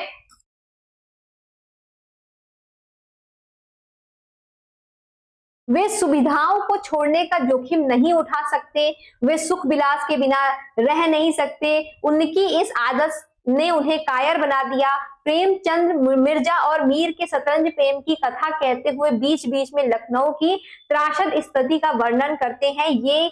वे ये बताना चाहते हैं कि ऐसी स्थिति में भी मिर्जा और मीर के कानों पर जूं नहीं रेंगती, वे अपनी लत में डूबे रहते। तो वही सारी चीजें हैं कि वो अपनी सुख सुविधाओं को, अपने ऐशो आराम को नहीं छोड़ सकते। ठीक है, और देश की चिंता नहीं कर सकते और केवल केवल शतरंज के प्रेम में डूबे रहते। ठीक है, और सेम ही चीजें आप एक बार पढ़ लोगे तो आप कर लोगे। ठीक है, स्क्रीनशॉट लेते चलो, नोट्स बनाते चलो। ठीक है, कुछ नई चीज होगी तो मैं उसको एक्सप्लेन करती जाऊंगी। यहाँ पर एक लाइन है, यहाँ पर प्रेमचंद यहाँ पर व्यंग करते हैं और कहते हैं, कोई योगी भी समाधि में इतना एकाग्र न होता जितना कि ये दोनों इस शतरंज के खेल में हो चुके हैं, ठीक है, कि इनको आसपास क्या हो रहा है भनक तक नहीं है, बल्कि जो एक योगी होता है जब समाधि लेता है, ध्यान में लगता है, तो उसको भी कहीं ना कहीं अगर इतना बड़ा बात होता है कि देश खतरे में है, देश का नवाब खतरे में है, देश पर कब्जा हो गया, देश घुटनों पर आ गया, तो वो भी अपना जो समाधि है वो तोड़ देता और देश की सेवा के लिए आगे बढ़ता। लेकिन ये दोनों जो थे, ये तो किसी योगी की समाधि से भी ज्यादा लीन है इस शतरंज के मोहरों पर, ठीक है। और यहाँ पर एक लाइन है, मिर्जा देश की हार देख सकते थे लेकिन शतरंज की नहीं। कि जो मिर्जा थे उनको अपने देश की हार स्वीकार थी, देश का दूसरे के हाथों में चला जाना स्वीकार था, लेकिन अपने शतरंज की बाजी हारना ये बर्दाश्त के काबिल नहीं था, ठीक है। अब कुछ नई बात होगी तो मैं आपको वहां पे समझाऊंगी। चलो अब मीर साहब का देख लेते हैं। बाकी जो मिर्जा साहब के बारे में जो चीजें थी, कायर थे, ये सारी चीजें थी जो आपने ऊपर देखी, लापरवाह वगैरह थे, तो वो आप यहाँ भी मीर साहब में भी लिख सकते हो। मीर साहब के बीच में कुछ नई बातें देख लेते हैं। मीर साहब का पूरा नाम मीर रोशन अली है। इनके पास भी मिर्जा साहब की तरह पैतृक जागीरदार है। इन्हें भी अपनी जीविका चलाने की कोई चिंता नहीं। हमेशा शतरंज का खेलना तथा पान, हुक्का, चीलम जैसी मादक पदार्थों का सेवन करना इनकी आदत है, जैसा कि उनकी आदत थी। इनकी इस आदत ने इन्हें स्वाभिमान को नष्ट कर दिया था और इनके अंदर आत्म स्वाभिमान नहीं था, ठीक है। मिर्जा साहब भी अपनी पत्नी इनसे बेहद नफरत करती थी और इनकी जो पत्नी थी मिर्जा साहब की तरह मीर साहब की भी पत्नी जो थी उनसे नफरत करती थी, कि दोनों घर नहीं जाते थे, उनके साथ टाइम नहीं देते थे, ठीक है, टाइम स्पेंड नहीं करते थे। मीर साहब को मिर्जा की बेगम का बोलना बुरा लगता है और जब मिर्जा साहब की बेगम बोलती हैं कि मीर साहब के साथ मत रहो, शतरंज मत खेलो, तो ये बोलना मीर साहब को यहाँ कहीं ना कहीं गलत लगता है, ठीक है। इसलिए वे मिर्जा साहब को बेगम के सामने तन कर रहने की नसीहत देते हैं और ये कहते हैं कि थोड़ा सा अकड़ के रहो अपनी बेगम के सामने, उनकी इतनी बातें मानने की कोई जरूरत नहीं है वरना वो तुम पर हुकूमत जमाएगी, ठीक है। ये सारी बातें वो बताते हैं किसको, मिर्जा साहब को, क्योंकि मिर्जा साहब थे वो अपनी बेगम से, पत्नी से डरते थे और कहीं ना कहीं मीर साहब भी उनसे डरा करते थे। लेकिन जब मिर्जा साहब उनके सामने आते हैं तो वो उनको नसीहत देते हैं कि तुम थोड़ा अकड़ के चढ़कर रहो उसके सामने वरना वो तुम पर हुकूमत करेगी, ठीक है। मीर साहब बहुत डरपोक और कायर इंसान है। मिर्जा की बेगम के गुस्से के डर से वो भाग जाते हैं। ऊपर ही हमने पढ़ा ये सारी चीजें। एक बार जब बादशाही फौज का अफसर इनका नाम पूछता है हुआ आता है तो इनके होश उड़ जाते हैं, भागने में ही ये अपनी भलाई समझते हैं, ठीक है। और जब एक बारी जो राजा का सैनिक आता है और इनसे पूछता है, इनका नाम पूछता है, इनको कुछ बातें बताता है, तो वो वहां से भाग जाते हैं और सोचते हैं इसी में मेरी भलाई है, ठीक है, अन्यथा ये मुझे यहाँ से उठा के ले जाएगा, ठीक है। घर के दरवाजे बंद करके नौकर को बोलते हैं कि उन्हें कह दो घर में कोई नहीं है, ये सारी हरकतें करते हैं, ठीक है। अर्थात झूठ बोलना भी इन्हें आता है। शतरंज के खेलने में बेईमानी भी करते हैं और ये बेईमान भी होते हैं मीर साहब, और शतरंज में बेईमानियां भी करते हैं और झूठ भी बोलते हैं। बेईमानी और झूठी अकड़ मिर्जा की तरह उनकी भी मृत्यु का कारण बन जाता है। तो दोनों कहीं ना कहीं बहुत सिमिलर हैं, बहुत समान हुए हैं। तो आप अगर किसी एक का अच्छे से याद करो दूसरों का आसानी से लिख दोगे, ठीक है। अब ये देख लेते हैं, ये भी इंपॉर्टेंट क्वेश्चन आंसर है आपका। देश काल और वातावरण, ठीक है, तो उस समय देश काल कैसा था और वातावरण कैसा था देश काल का, ठीक है। आप यह पहले भी जान चुके हैं कि शतरंज के खिलाड़ी एक वातावरण प्रधान कहानी है। इस तरह की कहानियों में केंद्र के वातावरण का प्रस्तुतिकरण होता है। कहानी के अन्य तत्व भी वातावरण का ही अभिव्यक्ति करते हैं। इस कहानी में जितनी भी घटनाएं हैं वे अवध की है, अवध राज्य का वातावरण इसमें अभिव्यक्त हुआ है, ठीक है। तो मतलब ये जो कहानी है ये कहीं ना कहीं उस समय का पूरा वातावरण दिखाती है, अवध का वातावरण दिखाती है कि उस समय का पूरा जो सोसाइटी था, समाज था, देश था, राज्य था, उसकी क्या स्थिति थी। और यहाँ पर सबसे बड़ा आपको यहाँ पर क्वेश्चन भी आ रहा है, क्वेश्चन निकल के आ रहा है, आप इसका स्क्रीनशॉट ले सकते हो। कहानी कब की बताई जा रही है? वह लगभग 1857 के आसपास की बताई जा रही है। आप जानते ही हैं कि भारतीय इतिहास में 1857 का क्या महत्व है। सन 1857 में हमारा पहला स्वाधीनता आंदोलन हुआ था। हमारा जो पहला स्वतंत्रता का लड़ाई था, स्वाधीनता आंदोलन था, वो इसी सन में लड़ा गया था अंग्रेजों के खिलाफ। हमारे देश के बहुत सारे ऐसे क्रांतिकारी वीर थे जो कि अपनी पहली स्वतंत्रता की लड़ाई इसमें लड़े थे। यह आंदोलन सफल न हो पाया और भारत अंग्रेजों का पूरी तरीके से गुलाम हो गया, ठीक है। ऑब्वियस सी बात था, ये जो आंदोलन था सफल नहीं हो पाया था और हम जो थे अंग्रेजों के गुलाम होकर रह गए थे, ठीक है। इस कहानी में भी भारत के राज्यों में से एक अवध के पतन की प्रक्रिया का चित्रण है, ठीक है, एक राज्य के पतन का चित्रण है। कहानी के आरंभ में ही कहानी के मूल उद्देश्य के अनुसार वातावरण निर्मित किया गया है। लेखक ने स्पष्ट रूप से कहानी के देशकाल का उल्लेख किया है। वाजिद अली शाह का समय था, ठीक है। लखनऊ विलासिता रंग में डूबा हुआ था, ये भी पता ही है आपको। यहाँ पर लखनऊ से तात्पर्य लखनऊ की समस्त जनता सबसे था, शासक से, जनता से, आम आदमी से, एक एक आदमी से, ठीक है। सब भोग विलास में डूबे हुए थे, ये मैंने आपको स्टार्टिंग में ही बताया था। लेखक ने लिखा है कि अमीर और गरीब सभी किसी न किसी लत तथा विलासिता में डूबे हुए थे। तो नई बात तो नहीं है, ये सब आपको पता ही था, अभी हमने पढ़ाई है। जीवन का कोई भी क्षेत्र इससे छूटा न था, सब इसमें सम्मिलित थे। सभी एक दूसरे पर निरपेक्ष थे। संसार में क्या हो रहा है इससे किसी को भी कोई दिलचस्पी नहीं थी। फकीरों को पैसे मिलते तो वो भी रोटियां न लेकर अफीम खाते या शराब पीते। ये मैंने आपको स्टार्टिंग में बताया था कि क्या राजा क्या रंग, सब एक तरीके के जीवन वहां पे जीते थे। अगर किसी फकीर को, किसी गरीब को वहां पर कोई पैसे देता या कुछ इस तरीके की चीजें दान करता तो वो भी उससे अफीम गांजे या फिर शराब पीता, यही सारी चीजें खाता, न कि रोटी खाता, ठीक है। तो इस तरह की स्थिति थी। ओके, चलो आगे देखते हैं। हमारे देश में जैसे जैसे अंग्रेजों का प्रभाव बढ़ता जा रहा था वैसे वैसे यहाँ के शासक संघर्ष का रास्ता छोड़कर समर्पण का रास्ता अपनाकर व्यक्तिगत राग रंग में डूब रहे थे, ठीक है। और जैसे जैसे जो अंग्रेजी हुकूमत थी हमारे देश में कब्जा कर रही थी, वैसे वैसे जो यहाँ के राजा थे जो कि वीर थे और एक दूसरे से युद्ध करने में आगे थे, अपने राज्य को बचाने के लिए संघर्ष करने में आगे थे, वे सभी संघर्ष का मार्ग छोड़ करके क्या करने में बिजी हो गए, समर्पण करने में बिजी हो गए, सरेंडर करने में बिजी हो गए। और उसके बाद वो उनसे कुछ संधि कर लेते कि आपको मैं इतना राज्य दे दूंगा लेकिन आप हमें डिस्टर्ब नहीं करेंगे, ठीक है, हम यही सारे काम करते रहेंगे। तो उस तरह की वहां पे समर्पण करके मस्त अपना लाइफ जो था जीते थे, ठीक है। कभी कभी शासक वर्ग अपनी इस विलासिता को नैतिक ठहराने का भी प्रयास करता। जब समाज के जमींदार वर्ग की यह मानसिकता हो जाती तो निचले वर्ग पर भी इसका प्रभाव पड़ता। शतरंज के खिलाड़ी में भी ऐसी स्थितियों का अभिव्यक्त किया गया है, ठीक है। मतलब फिर से वही सारी चीजें हैं कि अगर कोई एक वर्ग, खास तौर से जब कोई ऊंचा वर्ग है वो ऐसी चीजों में लिप्त रहेगा तो जो निचला वर्ग है वो तो ऑब्वियस सी बात है कि वो गलत काम करेगा ही करेगा। जैसे मैंने आपको एग्जांपल दिया था कि अगर घर में कोई बड़ा है वो कोई गलत काम कर रहा है तो आपके छोटे उससे इन्फ्लुएंस होंगे और वो तो डेफिनेटली फिर गलत काम को ही करेंगे। जैसे कि यहाँ पे हो रहा था, जो जमींदार वर्ग था वो भोग विलास में डूबा हुआ था, तो जो वहां की आम जनता थी वो भी इसी तरह के कार्य में निपुण थी, ठीक है।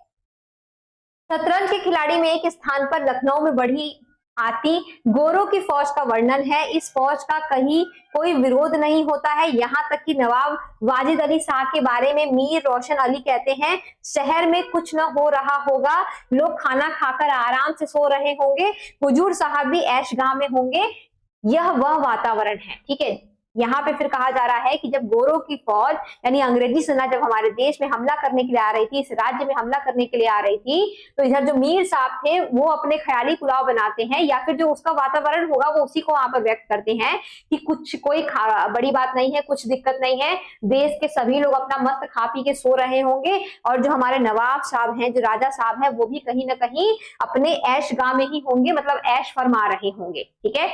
जिसमें न नवाबों को जनता की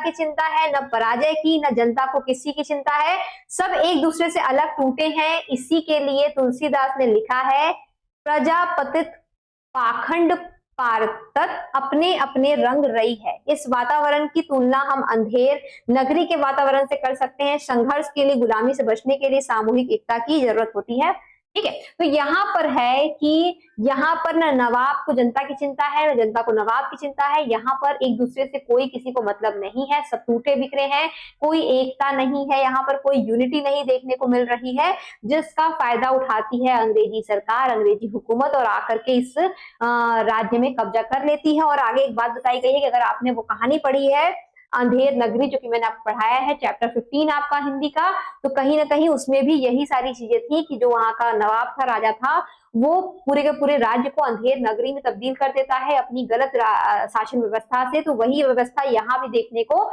मिलती है, ठीक है, जिसके कारण ये जो राज्य है पतन की ओर चला जाता है। ठीक है, तो डियर स्टूडेंट करना क्या है, यहाँ पर आपको एक एक क्वेश्चन पढ़ के एक्सप्लेन करूं कि आपको जैसे इसका स्क्रीनशॉट ले चलना है मेरे साथ और अपना नोट्स प्रिपेयर करना है। अगर कोई स्टूडेंट ऐसा है जो कि चाहता है कि इन चैप्टर्स के लेसन्स के एक्सप्लेनेशन वीडियोस उसको और लास्ट में क्वेश्चन आंसर का पीडीएफ मिल जाए, तो वो हमारे ऐप से, डिस्टेंस स्कॉलर ऐप से जुड़ करके वहां पर इसका सब्सक्रिप्शन ले सकता है, वहां से पढ़ाई कर सकता है, या फिर हमसे व्हाट्सएप पे भी कनेक्ट होकर के इसको परचेस कर सकता है। और अगर किसी स्टूडेंट के पास ये ऑप्शन नहीं लेना है, ये ऑप्शन नहीं है, पैसे की दिक्कत, तो कोई बात नहीं, हम यहाँ पे उनको फ्री में पढ़ाई रहे हैं।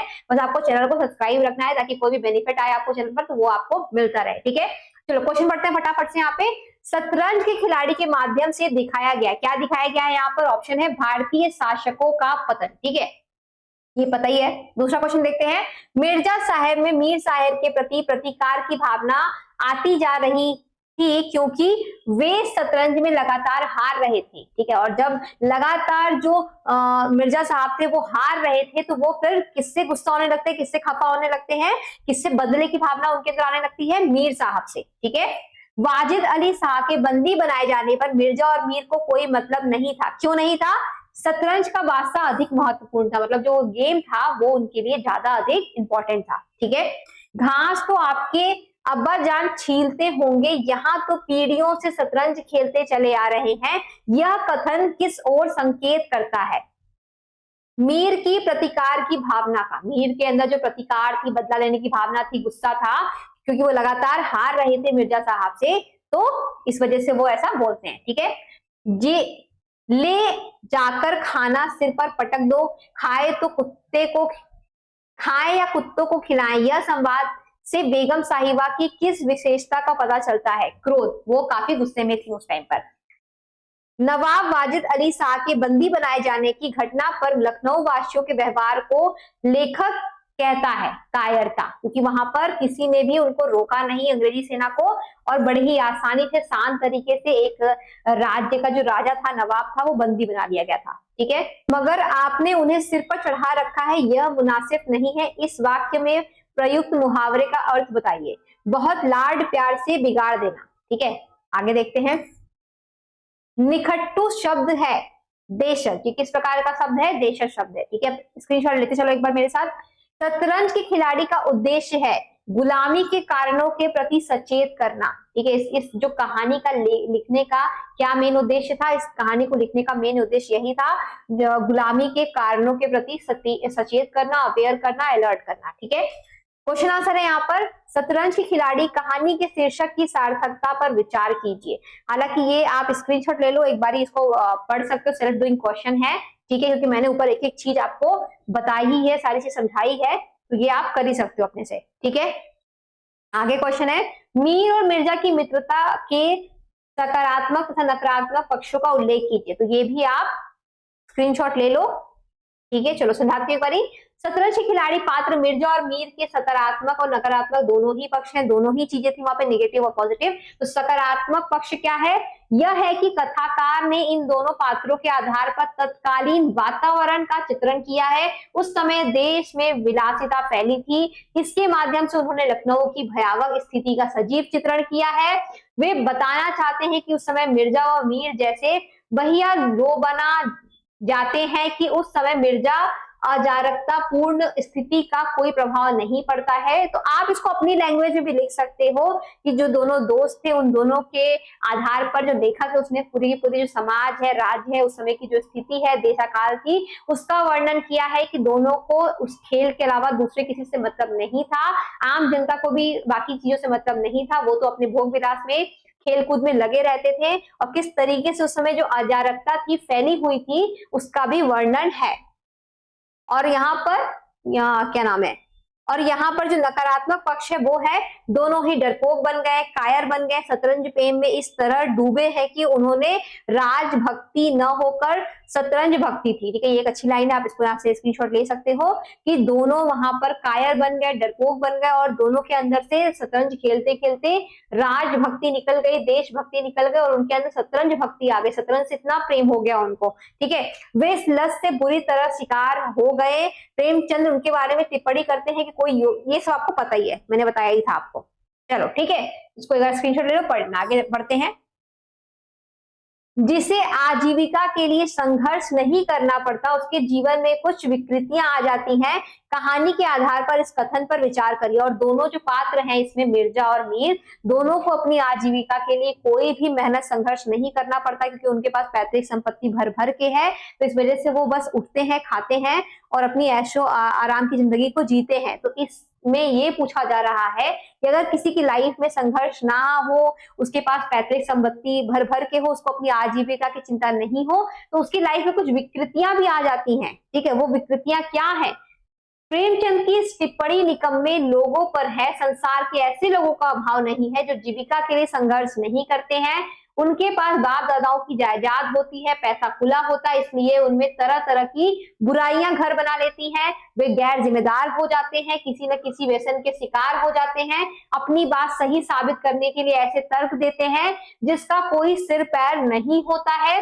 कभी कभी वो इन बुराइयों के शिकार होने के कारण आत्मघाती कदम उठा लेते। तो एक एक चीज इसमें बखूबी रूप से बताई गई है कि दोनों कायर हो गए थे, समाज में ऐसे लोग कायर हो जाते हैं, निकम्मे हो जाते हैं, गैर जिम्मेदार हो जाते हैं, किसी लत में डूबे रह जाते हैं और अपने आप को हमेशा सही साबित करते हैं। सही साबित करने के लिए वो कभी कभी कुछ भी कदम उठा लेते हैं, जिससे उनको कभी कभी अपनी जान भी देनी पड़ती, वगैरह वगैरह। ठीक है, कहानी के उद्देश्य पर विचार करें। तो मैंने आपको स्टार्टिंग में ही बताया था वहां पर कि अभी स्क्रीनशॉट ले लो, अगर कहानी का उद्देश्य पूछा जाएगा तो उसको लिखोगे। ठीक है, एक बार पढ़ देती हूँ। कहा शतरंज के खिलाड़ी एक उद्देश्य प्रधान कहानी है। शतरंज का खेल बुद्धिमानी का खेल है, जाहिर सी बात है, मैंने बताया है। हर आदमी के वश का यह खेल नहीं होता, ये थोड़ा सा दिमाग लगाने वाला, बुद्धिमान लोगों के लिए खेला जाने वाला शतरंज है। और अभी भी आप देखोगे ना, अगर 100 लोग हैं, उनमें से 10-15 लोग ही ऐसे होंगे जिनको शतरंज समझ में आता है या शतरंज खेल पाते हैं। बाकी 80 लोग तो खेल ही नहीं पाते, जानते ही नहीं इस गेम को, क्योंकि ये बुद्धिमत्ता का खेल है। ठीक है, इंटेलिजेंस का खेल है। जैसे युद्ध के मैदान में दुश्मन को हराने के लिए वीर की बुद्धि का इस्तेमाल करना पड़ता है, वैसे ही किस उपाय में मैं वीर को मारूं। उसी तरह शतरंज में खिलाड़ी बुद्धि का प्रयोग करता है कि किस तरह से मैं अपने राजा और वजीर को बचा कर ले जाऊं, दूसरे के राजा पर आक्रमण करूं। ठीक है, वगैरह वगैरह। पढ़ लो, एक बार समझ जाओगे। ठीक है, क्या उद्देश्य है। भारत के स्वाधीनता आंदोलन के संदर्भ में कहानी के महत्व पर विचार डालिए। तो अभी बार मैं इसको समझा देती हूँ, क्या मतलब है इसका। यह कहानी शतरंज के खिलाड़ी स्वाधीनता आंदोलन में बहुत महत्व रखती है। यह शतरंज के खिलाड़ी, दो खिलाड़ियों मिर्जा और मीर के जरिए आम लोगों को सावधान करने के लिए है, देश की स्वाधीनता बचाए रखने के लिए और हमें अपनी जिम्मेदारियों से उसी तरह मुंह न मोड़ने के लिए है जिस तरह इन दोनों ने नवाबों से मुंह मोड़ लिया था। इसके अतिरिक्त यह भी बताया गया है कि देश और स्वाधीनता के हित में हमें आराम और विलास को छोड़ना चाहिए। प्रेमचंद ने स्वाधीनता आंदोलन के समय यह कहानी इसलिए पढ़ी ताकि भारतीय इस कहानी को पढ़कर अपनी जिम्मेदारियों को निभाए और ऐसे उपाय करे जिससे हमारा देश स्वाधीन हो। ठीक है, तो जो मैंने कई बार बताया है आपको कि जो लेखक होते थे उन्होंने अपने अपने तरीकों से, अपने अपने लेख से जो देशवासी हैं उनके अंदर क्रांति की भावना डाली, हमेशा उनको सचेत किया कि क्या करना चाहिए, क्या नहीं करना चाहिए, क्या देश हित में है, क्या देश हित में नहीं है, हम अंग्रेजी सेना का सामना कैसे कर सकते हैं, क्या चीजें गलत है, क्या चीजें सही है, वगैरह वगैरह। तो प्रेमचंद ने भी यहाँ पर हमें आम जनमानुष को ये समझाया है कि देश हित में क्या चीजें सही होती हैं, क्या चीजें नहीं सही होती। अगर हम भी भोग विलास में डूबे रहेंगे तो हमारा हर्ष भी, हमारा अंजाम भी मिर्जा और मीर की तरह ही होगा और देश का अंजाम इस अवध राज्य की तरह ही होगा। ठीक है, कहानी में व्यक्त वातावरण की तुलना आज के वातावरण से करते हुए एक टिप्पणी लिखिए। ठीक है, देखते हैं, अच्छा क्वेश्चन है भी। आज हमारा देश स्वतंत्र है, इस देश की सरकार हम चुनते हैं, हम भी इस देश की सरकार में हिस्सेदार होते हैं, पर आज भी बहुत से लोग अपने देश के प्रति अपनी जिम्मेदारियों से बच रहे हैं। अधिकतर लोग देश हित से पहले अपना पेट हित रखते हैं। ठीक है, देश की यही स्थिति है कि जो कहानी बताई गई, मतलब उस समय की स्थिति और आज की स्थिति में भी बहुत ज्यादा अंतर नहीं है। हालांकि अभी हम स्वतंत्र हैं, अपने सरकार को चुनते हैं, सरकार के साथ भागीदार होते हैं हर चीज में, लेकिन आज भी बहुत सारे ऐसे लोग हैं जो कि कामचोर हैं, निकम्मे हैं।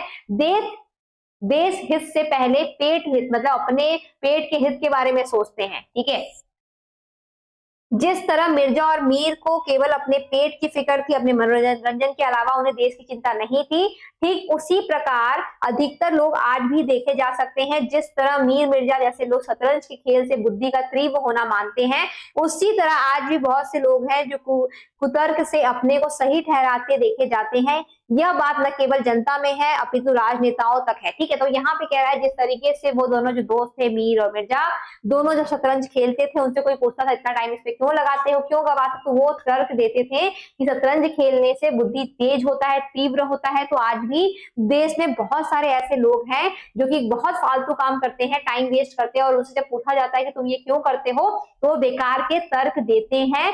और केवल ये आम जनता में ही नहीं है, जो हमारे देश के राजनेता हैं जिनको कंपेयर किया गया उस समय के राजाओं से, मतलब कि अवध के राजा, ठीक है, वो भी ठीक उसी तरीके से ही है। वो भी केवल अपने हित का ही सोचते हैं, मनोरंजन में डूबे रहते हैं, जनता का नहीं सोचते हैं, और जनता भी सिर्फ अपने बारे में ही सोचती है और देश का नहीं सोचती है। तो कहीं ना कहीं बहुत सिमिलरिटीज हैं उस समय के वातावरण का आज के वातावरण से। ठीक है,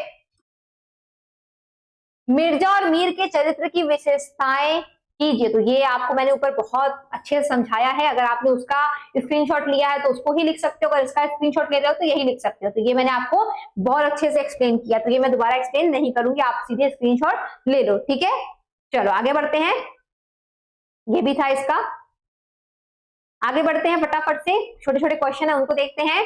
शतरंज के खिलाड़ी में कहाँ का वातावरण चित्रित है, तो मैंने बताया ही है, यह था आपका अवध का वातावरण, और उस समय के राजा कौन थे, नवाब वाजिद अली शाह। ठीक है, शतरंज का खेल खेलने का लाभ मीर और मिर्जा क्या बताते थे, इससे बुद्धि तीव्र होती है। ठीक है, दिमाग खराब कर रखा है, अर्थ देने वाले मुहावरे का प्रयोग कीजिए। तो आपको पता ही है, आप अपने से भी इसका लिख सकते हो, अदरवाइज यहाँ भी एक दे रखा उसको पढ़ सकते हो। मीर मिर्जा कायर क्यों हो गए, मीर मिर्जा सुविधाएं छोड़ने को तैयार नहीं थे, सुख विलास के बिना नहीं रह सकते थे, इस आदत ने उन्हें कायर बना दिया। ठीक है, मिर्जा की झूठी शान वाला एक संवाद लिखिए। खुदा की कसम आप बड़े बेदर्द हैं, इतना बड़ा हादसा देखकर भी आपको दुख नहीं होता, हाय गरीब वाजिद अली शाह। तो मिर्जा की झूठी शान के लिए एक आपको यहाँ पे संवाद लिखना था। ठीक है, यहाँ पर उन्होंने कहा खुदा की कसम, एक लाइन कही थी जिसको आपको लिखना है और याद करना है। ठीक है, इसका एक्सप्लेनेशन तो मैंने ऊपर आपको दे ही रखा है। चलो आगे देखते हैं कुछ क्वेश्चन।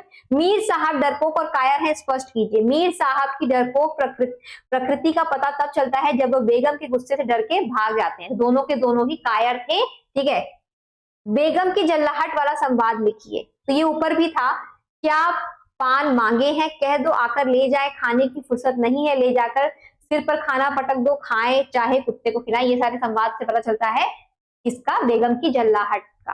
ठीक है, शासक निकम्मा होने पर देश का क्या हाल हो जाता है, शासक निकम्मा होने पर देश भोग विलासी और कामचोर हो जाता है, कहानी में था ही है। क्या मिर्जा और मीर मौत से बच पाए, मिर्जा और मीर मौत से नहीं बच पाए क्योंकि दोनों व्यक्तिगत स्वार्थ के रास्ते पर चल रहे थे। अच्छा यह था कि वे देश के लिए प्राण देते। ठीक है, ये मैंने आपको ऊपर एक्सप्लेन किया था कि उन्होंने अपने बादशाह के लिए प्राण नहीं दिए, अपने राजा के लिए प्राण नहीं दिए, बल्कि अपने शतरंज के बादशाह के लिए जान दे दी थी। ठीक है, तो यही बात यहाँ बताई गई है।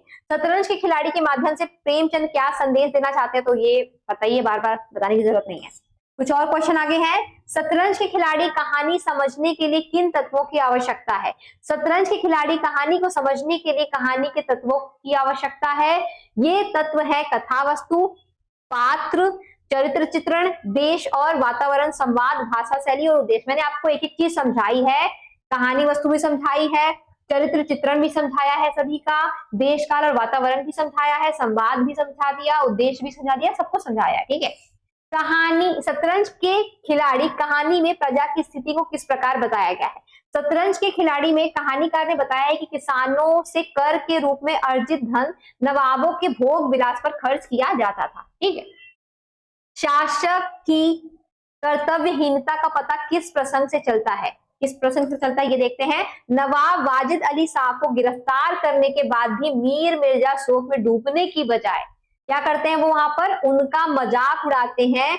इससे शासक वर्ग की कर्तव्यहीनता का पता चलता है। ठीक है, शतरंज के खिलाड़ी कहानी किस प्रकार की कहानी है, फिर से देखेंगे आंसर को एक बारी। शतरंज के खिलाड़ी ऐतिहासिक परिवेश की कहानी है, इसलिए इस पात्रों की संख्या पर बल नहीं दिया गया। ये सब ऊपर था ही बातें, फिर भी आप एक बार देख लो। इसके दोनों पात्र एक ही प्रवृत्ति के, मतलब इसमें जितने भी पात्र हैं सब एक ही प्रवृत्ति के हैं, इसलिए इसमें पात्रों की संख्या पर बल नहीं दिया गया। दो ही कैरेक्टर को रखा गया है और उनसे ही पूरे के पूरे देश का हाल बना किया गया है। कोई योगी भी समाधि में इतना एकाग्र न होगा का आशय है। इस वाक्य में मीर और मिर्जा की शतरंज के प्रति दीवानगी बताई गई है। खेलने में इतने एकाग्र जितने की कोई समाधि में योगी। ठीक है, आगे क्वेश्चन है, वाजिद अली शाह के जमाने का चित्रण कीजिए। शतरंज के खिलाड़ी के माध्यम से प्रेमचंद क्या संदेश देना चाहते हैं? ये कुछ 4-5 क्वेश्चन हैं। मिर्जा और मीर किस प्रकार के पात्र हैं? शतरंज के खिलाड़ी की कहानी के संवाद पर संक्षिप्त टिप्पणी कीजिए। प्रेमचंद ने अहिंसा और कायरता में क्या अंतर बताया? तो इसमें जो क्वेश्चन मैंने ऊपर नहीं समझाया उनको ही समझाऊंगी, बाकी आप स्क्रीनशॉट ले लो। ठीक है, पहला वाला ले लो, ये आपको पता ही है।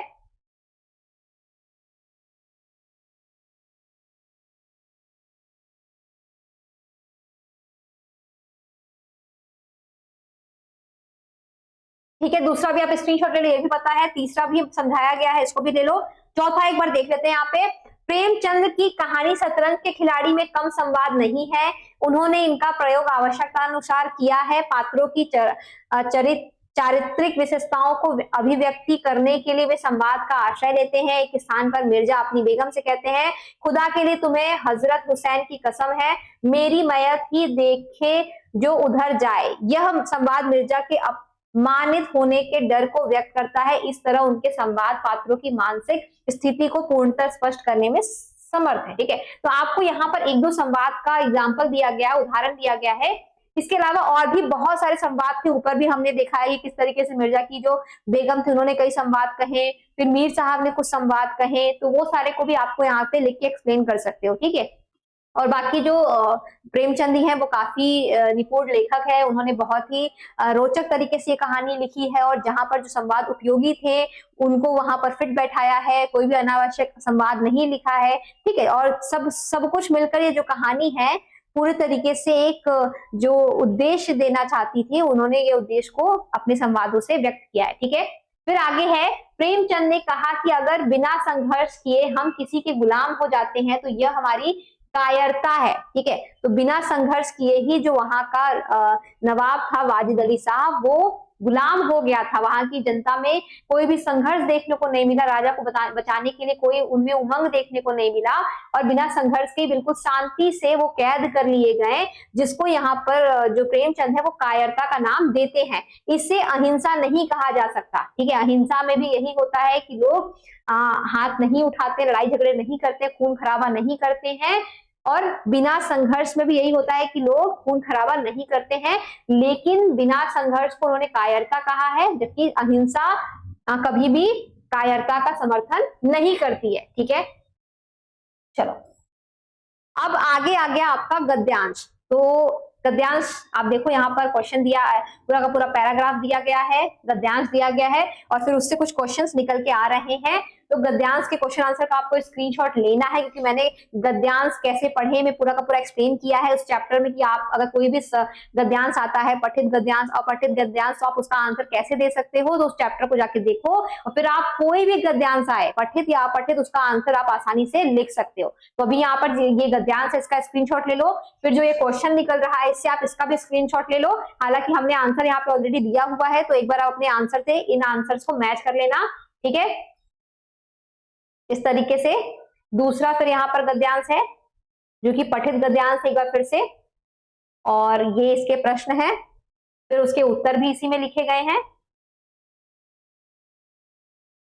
तो इस तरीके से ये चैप्टर 19 लेसन 19-19 भी यहाँ पर समाप्त होता है। मिलते हैं अपने अगले चैप्टर में, तब तक चैनल को सब्सक्राइब रखना। Thank you and thanks for watching and also happy learning.